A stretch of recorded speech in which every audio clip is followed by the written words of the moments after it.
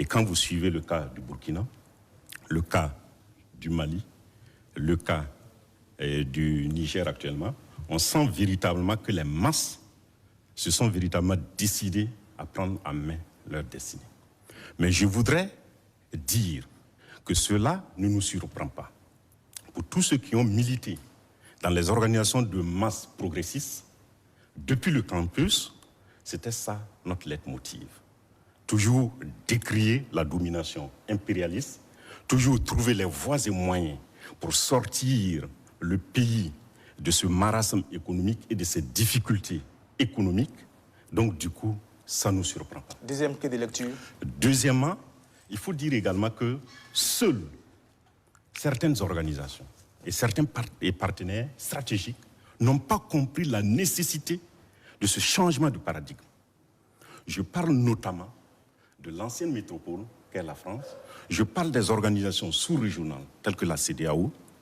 Je parle également même des partis politiques à l'intérieur du pays, où véritablement les gens ne prennent pas en compte cet élan de changement qui, en réalité, rythme avec ce contraste générationnel. Troisième clé de lecture. Troisièmement, je suis au regret de vous dire qu'en réalité, au niveau du Front patriotique, la grosse interrogation, est-ce que ce sont les entités militaires qui pourront véritablement assurer le leadership pour implémenter les préoccupations réelles des masses populaires pour en trouver des solutions? C'est ça la grosse interrogation.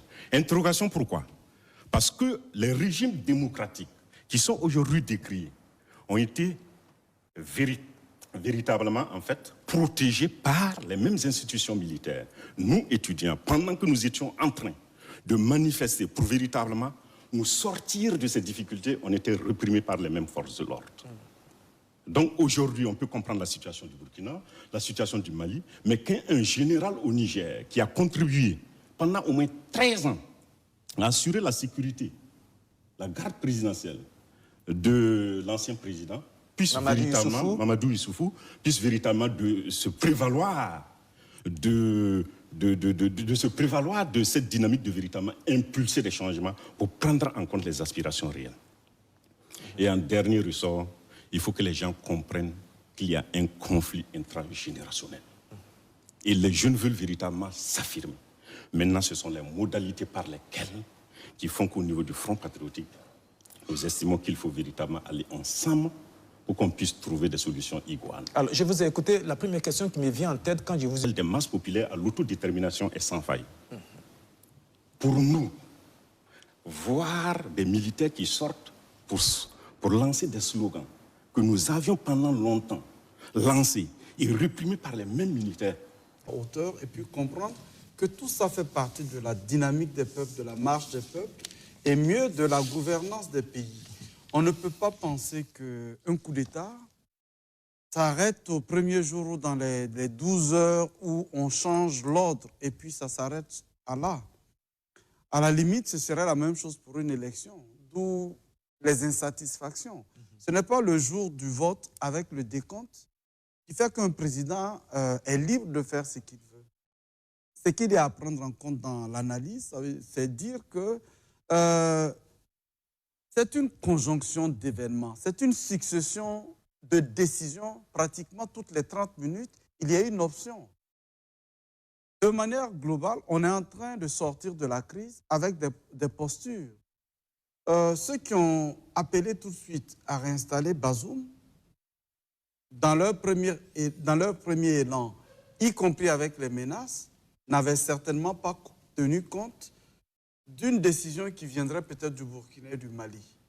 C'est un événement qui rentre et qui appelle une autre décision. Et cette décision permet aussi de relancer. Je vais dire que c'est une conjonction, mais il ne faut pas se perdre en conjecture ou en analyse. Il y a un coup d'État pour changer l'ordre de la gouvernance au Niger.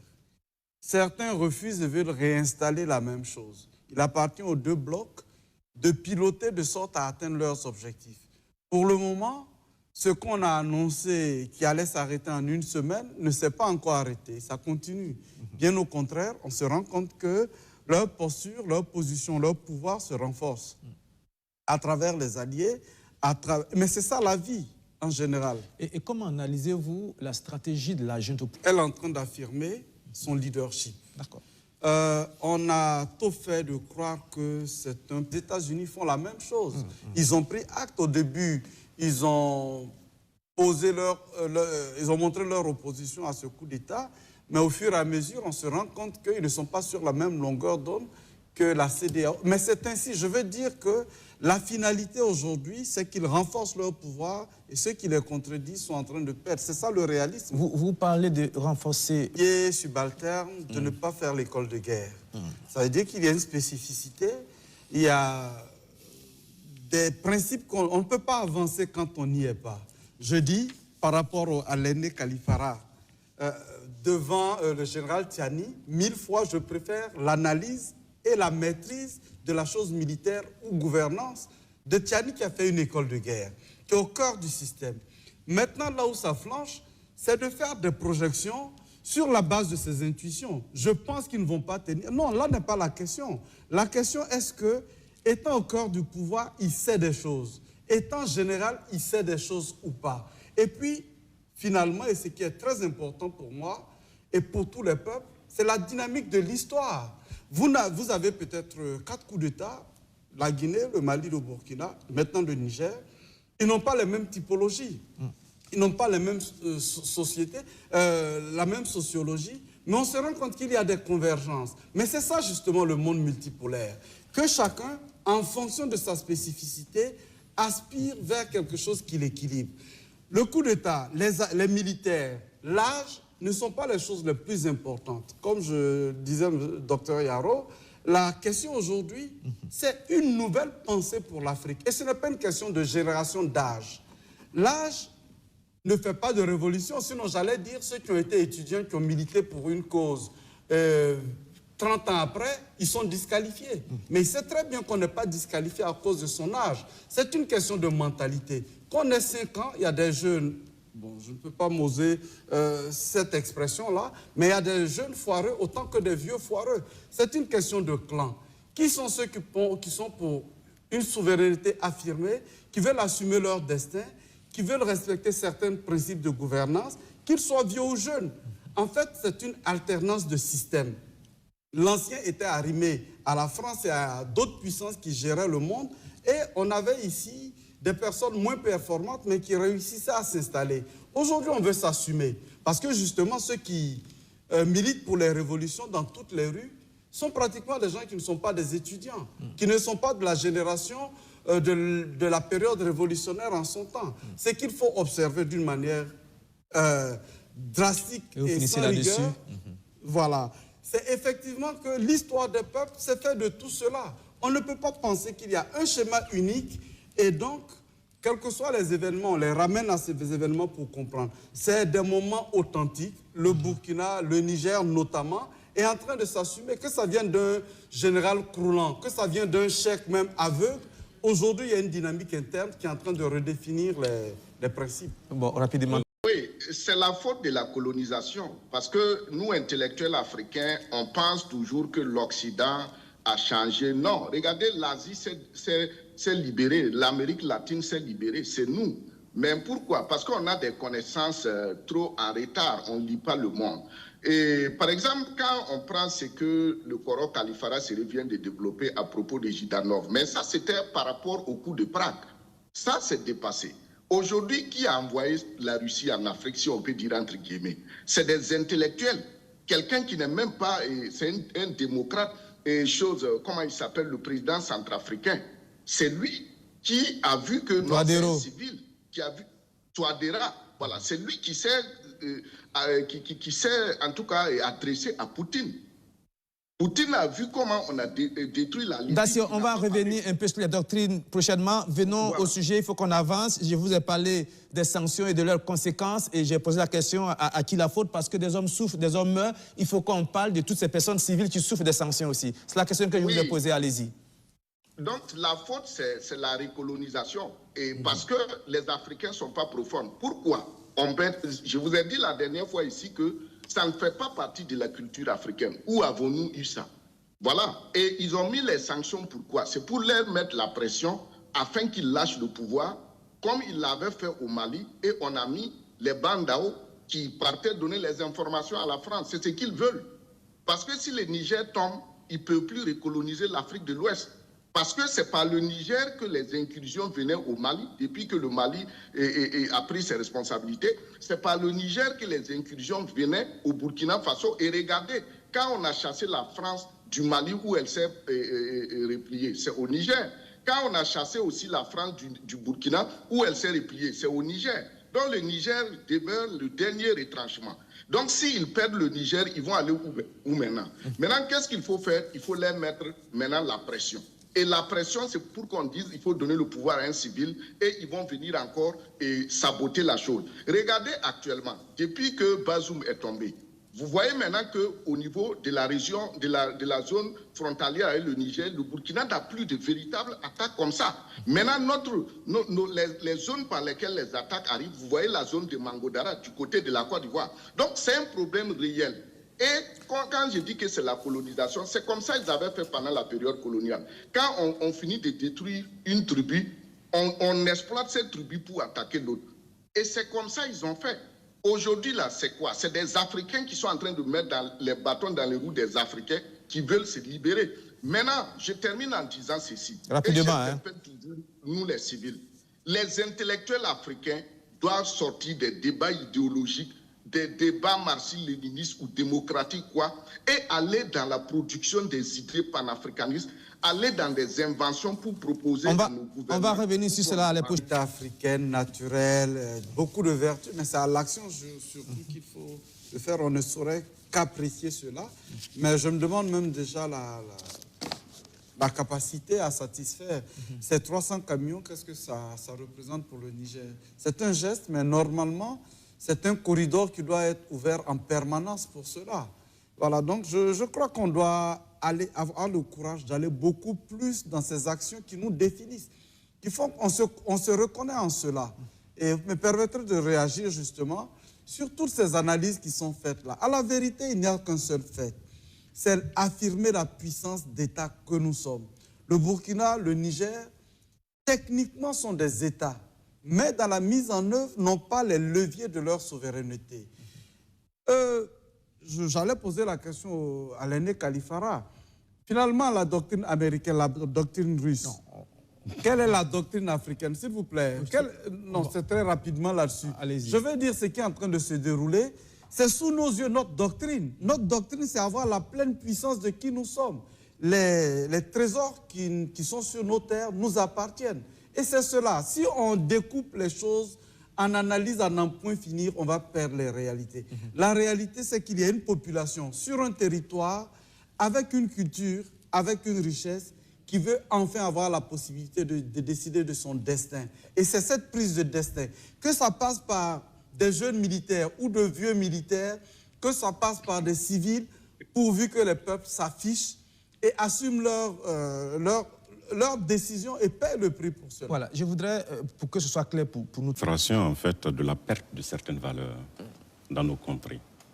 Effectivement, voir que suite à une situation de la sorte, qu'un organe ou un organisme qu'on appelle la CEDEAO puisse prendre des mesures qui pourront impacter sur la survie des populations. Parce que moi, j'ai toujours centré l'ensemble des analyses sur les populations. Absolument. Parce que le reste, en réalité, n'est qu'en fait une épreuve, peut-être d'acteurs, pour voir comment avoir ces populations avec eux. Donc, du coup, c'est justement cette question qui fait qu'il y a beaucoup d'hésitation au sein de ces organisations et de bonne guerre. Parce que les questions humanitaires, les questions de santé, c'est des questions sur lesquelles on ne doit pas lésiner.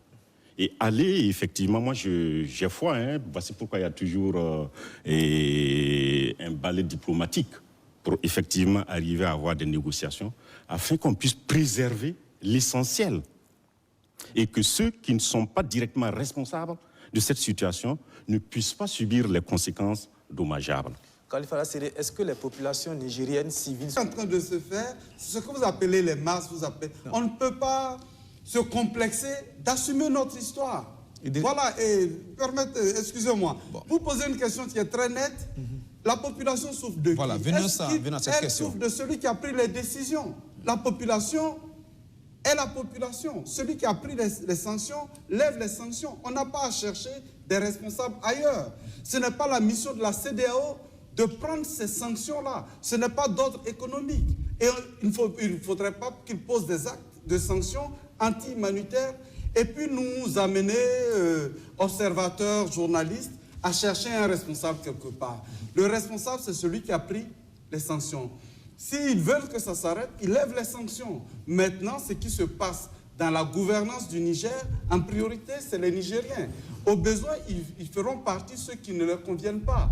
Si le peuple nigérien, tel qu'il est en train de se mouvoir aujourd'hui, ne veut pas du général Tchiani, ils se donneront les moyens de le faire.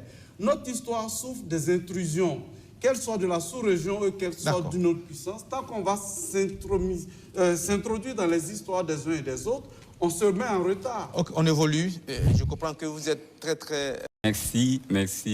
Dava, pour l'invitation. Comme nous sommes bousculés par le temps, j'irai droit au but. Dans l'immédiat, l'effet se fait ressentir. Ça, il n'y a rien à faire parce qu'il y a un déficit à combler. Et donc, en même temps, ce déficit à combler va représenter un challenge pour les autorités actuelles. Donc, sur ce point, il n'y a pas de débat. Mais à long terme, l'on peut imaginer que c'est une opportunité pour les Burkinabés de se réinventer en s'interrogeant eux-mêmes face à un problème donné, comment réagir. Sinon, rien. La tendance, ces 10 dernières années, quand on prend en compte ces 10 dernières années, on voit que la tendance de l'aide française est un peu stationnaire. Du point de vue volume, mais aussi du point de vue du rang, puisque selon la nomenclature de la DGCOP, qui nous a beaucoup aidé durant notre thèse, que nous remercions ici, il y a, c'est les 10, non, par secteur, c'est les 5 meilleurs bailleurs qui sont présentés. Et quand vous feuilletez la documentation de la DGCOP, au fur et à mesure, vous vous rendez compte que dans beaucoup de secteurs, le nom de la France disparaît. Et donc, ça veut simplement dire quoi? Ça veut simplement dire que d'autres acteurs interviennent. Okay? Ils sont prêts. Donc, une suspension de l'aide, oui, ça va faire mal dans l'immédiat, mais on peut remonter la pente. Quels sont les ressorts, justement? Quels sont les ressorts, les leviers à mettre? Il faut se dire que il faut replacer ce phénomène, du moins cette suspension, dans son contexte. C'est un contexte de jeu diplomatico-stratégique. Et donc, où deux acteurs, chacun est en train de jouer avec ses pokers. Et donc, rien ne prouve que dans l'immédiat, on vient nous dire que non, la sanction est levée. Parce que c'est une possibilité. C'est-à-dire que s'il y a des négociations, bien sûr, dans quelques semaines, on reprend. D'accord. Puisque c'est une simple suspension. Oui, on peut reprendre, on peut lever la suspension simplement, ou bien on peut lever la suspension avec une possibilité de renégociation. Des contrats, des conventions d'aide qui sont en cours. Mais en plus de ça, la troisième option qui nous semble être la plus alléchante, la plus convenable, c'est l'option par l'ajustement. C'est-à-dire en s'inspirant de ce que l'histoire économique burkinabé nous a révélé à travers la garangose. Bon, même si... C'est quoi la garangose? La garangose, c'est en fait le traitement de choc, et l'expression vient du docteur Zagré, dont le livre nous a beaucoup aidé durant notre thèse. Et c'est un traitement de choc qui a été, c'est une thérapeutique qui a été mise en place par le gouvernement de la Mizano, donc avec le leadership du général Marc Garango, pour redresser l'économie burkinabé, voltaïque à l'époque. Parce que, véritablement, comme... Quels sont les points essentiels? Les points essentiels. Il y a... Deuxième élément, il y a d'autres éléments. Deuxième élément, c'est que on peut de façon de façon beaucoup plus générale, essayer de voir comment le train de vie de l'État peut être géré de façon à ce que les valeurs de sobriété, de rigueur et les Anglais appellent ça efficiency, d'efficacité, de façon à ce que tout ce qui est politique publique, comme le syndicaliste le disait, soit suivi avec le sérieux qu'il faut. Et éviter des conventions type... On ne pourra pas trouver de nouveaux acteurs. D'accord. Ah oui, surtout les pays arabes. Ah oui, c'est carrément une bonne manne à exploiter. Il y a la Turquie. Donc, ces puissances qu'on appelle en Sciences Po, en relations internationales, les puissances révisionnistes, qui ne sont pas d'accord avec l'ordre western, l'ordre occidental actuel, et ils sont prêts à mettre les moyens pour voir les choses changer. Donc, ça peut être une opportunité. Donc, au minimum, on a au moins 4 à 5 options. Donc, ce n'est pas la fin du monde. On dit que l'aide publique au développement n'est pas en soi une aide qui permet au pays de se développer, mais c'est une arme diplomatique. Et c'est ce qui s'exprime actuellement. Parce qu'au Burkina Faso, depuis 2021, cet appui budgétaire est en train de baisser. Et je crois en 2021, on a eu 6 milliards. Et en 2022, il n'y a pas eu d'appui budgétaire. 2023, il n'y en a pas. Donc, on peut dire que... Il y a les appuis budgétaires et puis il y a aussi les appuis au développement. Hein. Les appuis au développement, il y a les prêts... Les aides au développement, voilà. Voilà. Donc, tout ça, c'est quoi? Parce que généralement, c'est orienté vers où les Européens veulent que ça aille. Et généralement, ce n'est pas des domaines qui puissent nous envoyer de la souveraineté. Tout de suite, on parlait de l'aéroport de Doncé. Si cet aéroport était là, combien de jeunes seraient employés? Ne serait-ce que le taxi seulement, on n'a pas moins de 200 à 400 personnes qui vont faire le taxi. Donc, moi, je pense qu'à l'heure où nous sommes, il y aura des conséquences immédiates. Mais ce n'est pas de la mer à boire. Je pense que les grandes orientations économiques sont nées pendant les crises. Et c'est pendant les crises que les grandes idées politiques aussi naissent. Donc, pour moi, il va falloir que l'État burkinabé se donne le temps de s'asseoir et de revisiter toute la politique économique de l'État et donner maintenant des grandes orientations. Mais ce que la France a fait, je pense que c'est lâche. Si la France était garçon, comme on le dit en Afrique, la France aurait pu dire que, bon, comme on ne s'entend plus, je vous remets votre or qui est dans notre banque centrale, je ne fais plus votre franc CFA, allez-y vous débrouillez, moi la France, je m'en lave les mains. Mais les gens prennent des petits trucs pour mettre la pression, alors que le véritable problème des États africains sur le plan économique, c'est le plan monétaire. C'est là-bas qu'on n'a pas de pouvoir. Même pour faire des commandes à l'extérieur, il faut que ça passe par la France. Il y a ces trucs-là qui font qu'on n'arrive pas à avancer. Il y a aussi le fait que, du point de vue monétaire, on ne peut pas avoir de grands projets qui créent de l'emploi. On ne peut pas aussi industrialiser nos États. Et c'est pourquoi vous voyez qu'il y a des contrats souvent, comme on parlait de l'aéroport, où on dit durant 30 ans, à l'intérieur du pays, vous ne devrez plus développer un autre aéroport. Voilà comment on met nos pays en retard. Donc, moi, ce qui est en train de se passer, c'est que le docteur Diatin disait en parlant de Garangos.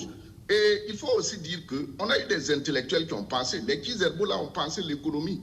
Eux-mêmes, ils sont là. Il faut que les économistes burkinabés, les intellectuels burkinabés, c'est le moment maintenant de venir inventer notre propre avenir pour réfléchir le Burkina dans 5, 10 ans, 20 ans. Et pour terminer, il faut saluer le fait que le gouvernement actuellement est en train de dénoncer ces accords et en train de prendre ces mesures. Donc, nous sommes à une autre phase et moi je pense que je suis content aujourd'hui de voir qu'il y a des idées. Nous gagnons notre pays avec des idées.